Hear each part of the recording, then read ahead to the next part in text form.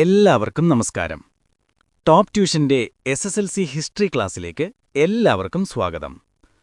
കൂട്ടുകാരെ, കഴിഞ്ഞ ക്ലാസ്സുകളിൽ നമ്മൾ ഇന്ത്യയുടെ സ്വാതന്ത്ര്യ സമരത്തെക്കുറിച്ചും സ്വാതന്ത്ര്യം കിട്ടിയതിനു ശേഷമുള്ള ആദ്യ വർഷങ്ങളെക്കുറിച്ചും പഠിച്ചു, അല്ലേ? ഇന്ന് നമ്മൾ പഠിക്കാൻ പോകുന്നത് സ്വതന്ത്ര ഇന്ത്യയിൽ ജനാധിപത്യം എങ്ങനെയാണ് വളർന്നുവന്നതെന്നും നമ്മുടെ ജനാധിപത്യം നേരിട്ട വെല്ലുവിളികൾ എന്തൊക്കെയായിരുന്നുവെന്നും അതിനെയൊക്കെ നമ്മൾ എങ്ങനെയാണ് അതിജീവിച്ചതെന്നുമാണ്. വളരെ രസകരമായൊരു വിഷയമാണ്. അപ്പോൾ എല്ലാവരും ശ്രദ്ധിച്ചിരിക്കുമല്ലോ. നമുക്ക് തുടങ്ങാം. നമ്മളീ പാഠം തുടങ്ങുന്നത് തന്നെ വളരെ സങ്കടകരമായൊരു ഓർമ്മപ്പെടുത്തലോടെയാണ്. പ്രശസ്ത എഴുത്തുകാരൻ ഖുഷ്വന്ത് സിംഗിന്റെ ട്രെയിൻ ടു പാകിസ്ഥാൻ എന്ന നോവലിലെ ഒരു ഭാഗം. ഇന്ത്യ-പാകിസ്ഥാൻ വിഭജനകാലത്ത് ലക്ഷക്കണക്കിന് ഹിന്ദുക്കളും സിഖുകാരും മുസ്ലിമുകളും തങ്ങളുടെ വീടുകൾ ഉപേക്ഷിച്ച് പലായനം ചെയ്യുന്നതിന്റെ ഒരു ഭീകരമായ ചിത്രമാണത്. കാൽനടയായും കാളവണ്ടികളിലും ട്രെയിനിന്റെ മുകളിലുമൊക്കെയായി ജീവനും കൊണ്ടോടുന്ന മനുഷ്യർ. വഴിയിൽ വെച്ച് അവർ പരസ്പരം ഏറ്റുമുട്ടുന്നു. ഏകദേശം 10 ലക്ഷത്തോളം ആളുകളാണ് ആ കലാപങ്ങളിൽ മരിച്ചത്. ഓർക്കാൻ പോലും വയ്യ, അല്ലേ? ഈ അഭയാർത്ഥി പ്രവാഹവും വിഭജനവും നമ്മുടെ സമൂഹത്തിൽ വലിയ മാറ്റങ്ങളുണ്ടാക്കി. അവർക്ക് പുനരധിവാസം നൽകുക എന്നത് സ്വതന്ത്ര ഇന്ത്യ നേരിട്ട ആദ്യത്തെ വലിയ വെല്ലുവിളിയായിരുന്നു. ഈ പ്രശ്നങ്ങൾ പരിഹരിക്കാൻ നമ്മുടെ സർക്കാർ ചില നിയമങ്ങൾ കൊണ്ടുവന്നു. കാണാതായവരെ കണ്ടെത്താനും പുനരധിവസിപ്പിക്കാനും അഭയാർത്ഥികൾക്ക് നഷ്ടപരിഹാരം നൽകാനും അവർക്ക് പൗരത്വം നൽകാനുമൊക്കെയായി പ്രത്യേക നിയമങ്ങൾ പാസാക്കി. അതോടൊപ്പം ഭരണഘടനയിൽ ന്യൂനപക്ഷങ്ങളുടെ അവകാശങ്ങൾ മൗലികാവകാശമായി ഉൾപ്പെടുത്തുകയും ചെയ്തു. ഇത് വളരെ പ്രധാനപ്പെട്ട ഒരു കാര്യമായിരുന്നു. നമ്മൾ കഴിഞ്ഞ പാഠത്തിൽ പഠിച്ച മറ്റൊരു വലിയ വെല്ലുവിളി എന്തായിരുന്നു? ഓർക്കുന്നുണ്ടോ? അതെ, നാട്ടുരാജ്യങ്ങളുടെ സംയോജനം. ആ ദൗത്യം വിജയകരമായി പൂർത്തിയാക്കിയതിനു ശേഷം ഇന്ത്യയിൽ ഒരു ജനാധിപത്യ ഭരണം സ്ഥാപിക്കേണ്ടത് അത്യാവശ്യമായിരുന്നു. കാരണം അതുവരെ ഒരു താൽക്കാലിക സർക്കാരായിരുന്നു ഭരിച്ചിരുന്നത്. ജനങ്ങൾ തെരഞ്ഞെടുക്കുന്നൊരു സർക്കാർ വരണം. അതിനെ എന്തു വേണം? തെരഞ്ഞെടുപ്പ് നടത്തണം. അങ്ങനെ ഒരു സ്വതന്ത്രവും നീതിയുക്തവുമായ തെരഞ്ഞെടുപ്പ് നടത്താനായി 1950 ജനുവരി 25-ന് ഇന്ത്യൻ തെരഞ്ഞെടുപ്പ് കമ്മീഷൻ രൂപീകരിച്ചു. ഇന്ത്യയിലെ ആദ്യത്തെ പൊതുതെരഞ്ഞെടുപ്പ് ഒരു വലിയ പരീക്ഷണം തന്നെയായിരുന്നു. എന്തുകൊണ്ടെന്നോ? ഒന്ന് ആലോചിച്ചു നോക്കൂ. ഇത്രയും വലിയൊരു രാജ്യത്ത് കോടിക്കണക്കിന് വോട്ടർമാർ, അതിൽ ഭൂരിഭാഗം പേരും നിരക്ഷരർ.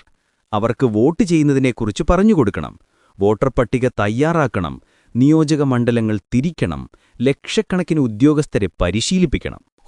എന്തോരം ജോലികളാണ്! ഈ വെല്ലുവിളികളെയെല്ലാം അതിജീവിച്ച് 1951 ഒക്ടോബർ മുതൽ 1952 ഫെബ്രുവരി വരെ ഇന്ത്യയിലെ ആദ്യത്തെ പൊതുതെരഞ്ഞെടുപ്പ് വിജയകരമായി നടന്നു. ലോകം മുഴുവൻ അത്ഭുതത്തോടെയാണ് അതിനെ നോക്കിക്കണ്ടത്. അങ്ങനെ ജവഹർലാൽ നെഹ്റു സ്വതന്ത്ര ഇന്ത്യയിലെ ആദ്യത്തെ തിരഞ്ഞെടുക്കപ്പെട്ട പ്രധാനമന്ത്രിയായി സത്യപ്രതിജ്ഞ ചെയ്തു. ആദ്യത്തെ 3 പൊതുതിരഞ്ഞെടുപ്പുകളിലും 1952, 1957, 1962 ഇന്ത്യൻ നാഷണൽ കോൺഗ്രസ് എന്ന ഒറ്റ പാർട്ടിക്കായിരുന്നു മൃഗീയ ഭൂരിപക്ഷം. ഇതിനെയാണ് ഒറ്റക്കച്ചി ആധിപത്യം എന്ന് പറയുന്നത്. സ്വാതന്ത്ര്യസമരത്തിന് നേതൃത്വം നൽകിയ പാർട്ടി എന്ന നിലയിൽ ജനങ്ങൾക്ക് കോൺഗ്രസിനോടൊരു പ്രത്യേക സ്നേഹമുണ്ടായിരുന്നു. എന്നാൽ 1967 തിരഞ്ഞെടുപ്പ് വന്നപ്പോൾ ഈ സ്ഥിതിക്ക് ചെറിയൊരു മാറ്റം വന്നു. ദേശീയ തലത്തിൽ കോൺഗ്രസ് ഭരണം നിലനിർത്തിയെങ്കിലും പല സംസ്ഥാനങ്ങളിലും കോൺഗ്രസിന് ഭരണം നഷ്ടമായി. അവിടെ പ്രാദേശിക പാർട്ടികൾ അധികാരത്തിൽ വന്നു. ഇത് ഇന്ത്യൻ രാഷ്ട്രീയത്തിന്റെ ഒരു പുതിയ മാറ്റത്തിന്റെ തുടക്കമായിരുന്നു. 1977 തെരഞ്ഞെടുപ്പിൽ കോൺഗ്രസ് ആദ്യമായി ദേശീയ തലത്തിൽ പരാജയപ്പെട്ടു.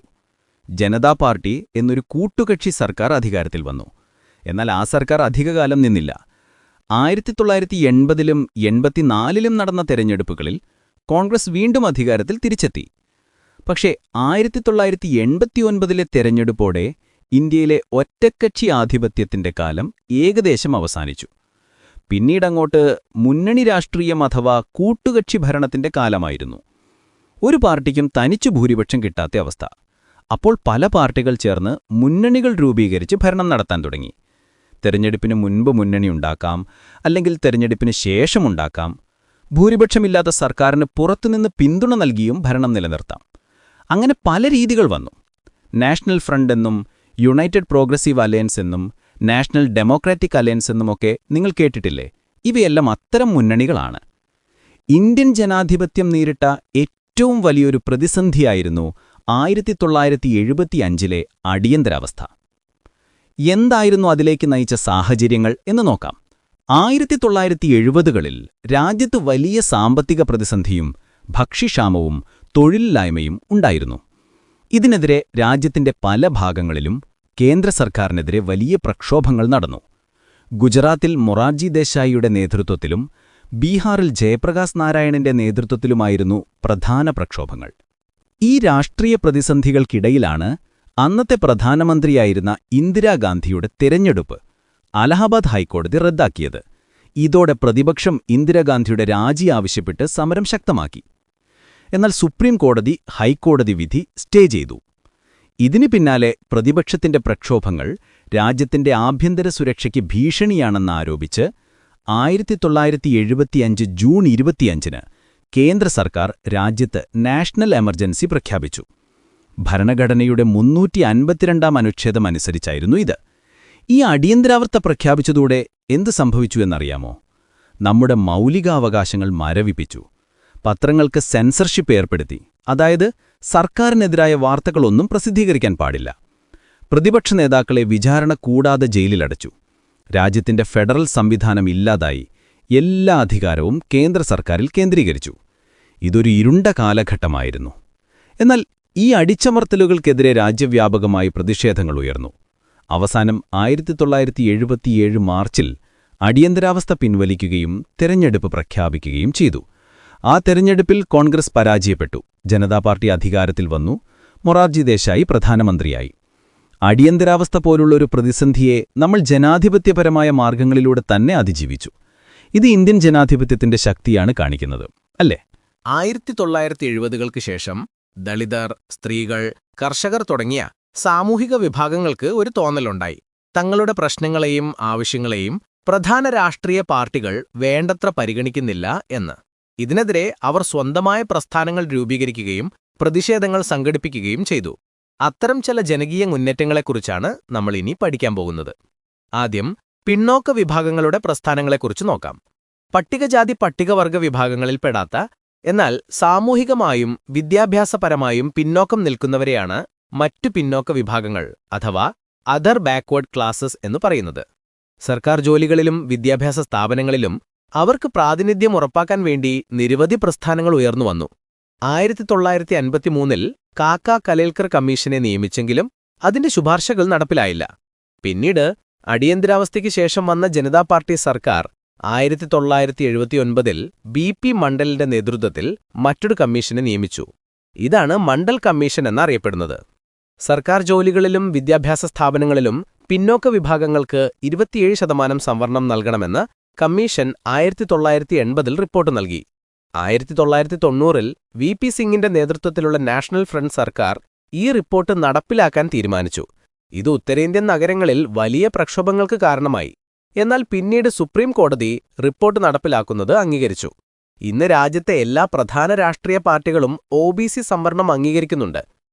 രാജ്യത്ത് ജനസംഖ്യയുടെ പകുതിയോളം വരുന്ന പിന്നോക്ക വിഭാഗങ്ങളുടെ ക്ഷേമം ഉറപ്പാക്കാൻ സഹായിച്ചു എന്നതാണ് മണ്ഡൽ കമ്മീഷൻ റിപ്പോർട്ടിന്റെ പ്രാധാന്യം. അടുത്തത് ദളിത് പ്രസ്ഥാനങ്ങളാണ്. സ്വാതന്ത്ര്യാനന്തര ഇന്ത്യയിൽ ദളിത് വിഭാഗങ്ങൾ സമൂഹത്തിന്റെ മുഖ്യധാരയിൽ നിന്ന് മാറ്റി നിർത്തപ്പെടുന്നുവെന്ന് തോന്നലിൽ നിന്നാണ് ഈ പ്രസ്ഥാനങ്ങൾ ഉയർന്നുവന്നത്. ഭരണഘടന അവർക്ക് സംവരണം ഉറപ്പു നൽകുന്നുണ്ടെങ്കിലും സാമൂഹികമായും രാഷ്ട്രീയമായും അവർക്ക് അർഹമായ സ്ഥാനം ലഭിച്ചില്ല. ഭരണഘടനാ ശില്പിയായ ഡോക്ടർ ബി.ആർ. അംബേദ്കറുടെ ആശയങ്ങളിൽ നിന്ന് പ്രചോദനം ഉൾക്കൊണ്ട് ദളിത് വിഭാഗങ്ങൾ സംഘടിച്ചു. അതിൽ പ്രധാനപ്പെട്ട ഒന്നായിരുന്നു 1972-ൽ മഹാരാഷ്ട്രയിൽ രൂപം കൊണ്ട ദളിത് പാന്തേഴ്സ് എന്ന സംഘടന. ജാതി വിവേചനത്തിനെതിരെയും പോലീസ് അതിക്രമങ്ങൾക്കെതിരെയും അവർ ശക്തമായി പ്രതിഷേധിച്ചു. മറ്റൊന്ന് കാൻഷി റാം 1978-ൽ സ്ഥാപിച്ച ബാംസെഫ് എന്ന സംഘടനയായിരുന്നു. ഇതിൽ നിന്നാണ് പിന്നീട് ബഹുജൻ സമാജ് പാർട്ടി അഥവാ ബി.എസ്.പി. എന്ന രാഷ്ട്രീയ പാർട്ടി രൂപം കൊണ്ടത്. ഇനി സ്ത്രീകളുടെ പ്രസ്ഥാനങ്ങളെക്കുറിച്ച് നോക്കാം. ലിംഗസമത്വം, സ്ത്രീകളുടെ വിദ്യാഭ്യാസം, തൊഴിൽ, രാഷ്ട്രീയ പങ്കാളിത്തം എന്നിവയ്ക്ക് വേണ്ടി നിലകൊള്ളുന്നവയാണ് സ്ത്രീ പ്രസ്ഥാനങ്ങൾ. ഗാർഹിക പീഡനം, ലൈംഗിക അതിക്രമം, പുരുഷാധിപത്യം തുടങ്ങിയ പ്രശ്നങ്ങൾക്കെതിരെ രാജ്യത്ത് നിരവധി പ്രസ്ഥാനങ്ങൾ ഉയർന്നു വന്നിട്ടുണ്ട്. അതിലൊന്നാണ് 1990കളിൽ ആന്ധ്രാപ്രദേശിലെ നെല്ലൂർ ജില്ലയിൽ ആരംഭിച്ച ചാരായ വിരുദ്ധ സമരം. ആയിരക്കണക്കിന് സ്ത്രീകളാണ് ഈ സമരത്തിൽ പങ്കെടുത്തത്.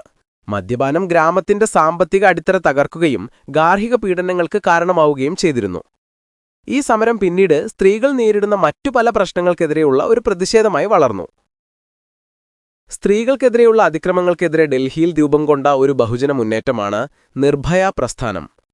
2012ൽ ഡൽഹിയിൽ ഒരു പെൺകുട്ടി ക്രൂരമായി ബലാത്സംഗം ചെയ്യപ്പെട്ട് കൊല്ലപ്പെട്ടതിനെ തുടർന്ന് രാജ്യവ്യാപകമായി വലിയ പ്രതിഷേധങ്ങളുണ്ടായി. ഈ പ്രതിഷേധമാണ് നിർഭയ പ്രസ്ഥാനത്തിന് രൂപം നൽകിയത്. ലൈംഗിക അതിക്രമ കേസുകളിൽ ശക്തമായ നിയമനടപടി വേണമെന്നും വേഗത്തിൽ വിചാരണ നടത്തി മാതൃകാപരമായ ശിക്ഷ നൽകണമെന്നുമായിരുന്നു ഇവരുടെ പ്രധാന ആവശ്യങ്ങൾ. ഇതിന്റെ ഫലമായി 2013ലെ ക്രിമിനൽ നിയമ ഭേദഗതി നിയമം അഥവാ നിർഭയ ആക്ട്, അതിവേഗ കോടതികൾ എന്നിവ നിലവിൽ വന്നു. ഇതുപോലെ തന്നെ മത്സ്യത്തൊഴിലാളികളുടെ പ്രസ്ഥാനങ്ങൾ, പരിസ്ഥിതി പ്രസ്ഥാനങ്ങൾ, കർഷക പ്രസ്ഥാനം, വിവരാവകാശ പ്രസ്ഥാനം എന്നിങ്ങനെ നിരവധി ജനകീയ മുന്നേറ്റങ്ങൾ നമ്മുടെ ജനാധിപത്യത്തെ ശക്തിപ്പെടുത്തിയിട്ടുണ്ട്. വൻകിട വിദേശ കമ്പനികൾക്ക് മത്സ്യബന്ധനത്തിന് ലൈസൻസ് നൽകുന്നതിനെതിരെ മത്സ്യത്തൊഴിലാളികൾ സമരം ചെയ്തു. അശാസ്ത്രീയമായ വികസന പ്രവർത്തനങ്ങൾക്കെതിരായി പരിസ്ഥിതി പ്രസ്ഥാനങ്ങൾ ഉയർന്നുവന്നു. ഉത്തരാഖണ്ഡിലെ ചിപ്കോ പ്രസ്ഥാനം, നർമ്മദാ ബച്ചാവോ ആന്തോളൻ, നമ്മുടെ കേരളത്തിലെ സൈലന്റ് വാലി സമരം എന്നിവയൊക്കെ ഇതിനുദാഹരണങ്ങളാണ്. സർക്കാരിന്റെ കാർഷിക നിയമങ്ങൾക്കെതിരെ കർഷകർ നടത്തിയ സമരവും നിങ്ങൾ ഓർക്കുന്നുണ്ടാകും. പൊതുസ്ഥാപനങ്ങളിൽ നിന്ന് വിവരങ്ങൾ ലഭിക്കാനുള്ള പൗരന്റെ അവകാശമാണ് വിവരാവകാശം. രാജസ്ഥാനിൽ ആരംഭിച്ച ഒരു ജനകീയ മുന്നേറ്റത്തിന്റെ ഫലമായാണ് 2005ൽ വിവരാവകാശ നിയമം നിലവിൽ വന്നത്. പ്രാദേശികമായ ആവശ്യങ്ങൾ ഉന്നയിച്ചും പല പ്രസ്ഥാനങ്ങളും ഉണ്ടായിട്ടുണ്ട്. ഭാഷ, സംസ്കാരം, ഭൂമിശാസ്ത്രം തുടങ്ങിയവയുടെ അടിസ്ഥാനത്തിൽ പ്രത്യേക പരിഗണനയോ സംസ്ഥാന പദവിയോ ആവശ്യപ്പെട്ടാണ് ഇത്തരം പ്രസ്ഥാനങ്ങൾ ഉണ്ടാകുന്നത്. തമിഴ്നാട്ടിലെ ദ്രാവിഡ മുന്നേറ്റം, ആസാമിലെ കുടിയേറ്റ വിരുദ്ധ സമരം, ഗൂർഖാലാൻഡ്, ജാർഖണ്ഡ്, തെലങ്കാന തുടങ്ങിയ സംസ്ഥാന രൂപീകരണത്തിനു വേണ്ടിയുള്ള പ്രസ്ഥാനങ്ങൾ എന്നിവയെല്ലാം ഇതിനുദാഹരണങ്ങളാണ്. ചിലർ ഇന്ത്യയിൽ നിന്ന് വേർപെട്ട് പ്രത്യേക രാജ്യം വേണമെന്നാവശ്യപ്പെട്ട് വിഘടനവാദ പ്രസ്ഥാനങ്ങളും നടത്തിയിട്ടുണ്ട്.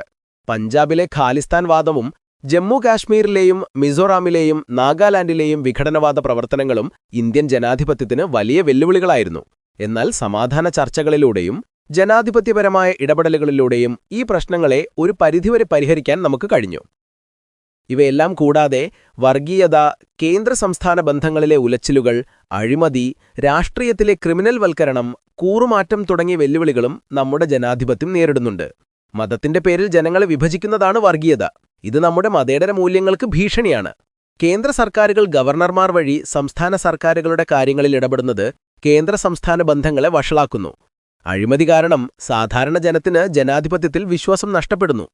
ക്രിമിനൽ പശ്ചാത്തലമുള്ളവർ രാഷ്ട്രീയത്തിൽ വരുന്നത് ജനാധിപത്യത്തിന് ദോഷം ചെയ്യും. ഒരു പാർട്ടിയിൽ നിന്ന് ജയിച്ചതിനു ശേഷം മറ്റൊരു പാർട്ടിയിലേക്ക് മാറുന്ന കൂറുമാറ്റം ജനങ്ങളോടുള്ള വഞ്ചനയാണ്. ഇതിനെതിരെ 1985ൽ കൂറുമാറ്റ നിരോധന നിയമം കൊണ്ടുവന്നിട്ടുണ്ട്. ഈ വെല്ലുവിളികളെയെല്ലാം അതിജീവിച്ചാണ് നമ്മുടെ ജനാധിപത്യം മുന്നോട്ടു പോകുന്നത്. നമ്മുടെ ഭരണഘടനയിലുള്ള വിശ്വാസവും അതിലെ മൂല്യങ്ങൾ ഉയർത്തിപ്പിടിക്കുന്നതുമാണ് നമ്മുടെ ജനാധിപത്യത്തിന്റെ ശക്തി. പിന്നെ നമ്മുടെ ഈ ടോപ്പ് ട്യൂഷൻ സെന്ററിൽ ചെറിയ ബാറ്റ് സൈസിലാണ് ഹൈസ്കൂൾ ക്ലാസ്സുകളുള്ളത്. അപ്പോൾ നല്ല മാർക്ക് വേണമെന്നുണ്ടോ? എങ്കിൽ എത്രയും പെട്ടെന്ന് ഞങ്ങളുടെ ഫേസ് ടു ഫേസ് ക്ലാസ്സിൽ ജോയിൻ ചെയ്യുകയോ അല്ലെങ്കിൽ യൂട്യൂബ് ക്ലാസ്സസ് ഉപയോഗിക്കുകയോ ചെയ്യുക. പാലക്കാട് നിവാസികളെ ടോപ്പ് ട്യൂഷന്റെ ഫേസ് ടു ഫേസ് ക്ലാസ്സിലേക്ക് സ്വാഗതം ചെയ്യുന്നു. കൂടുതൽ അറിയുവാൻ 800606636663 എന്ന നമ്പറിലേക്ക് വിളിക്കുക. എല്ലാവരും നന്നായി പഠിക്കണം. അടുത്ത ക്ലാസ്സിൽ കാണാം. ബൈ.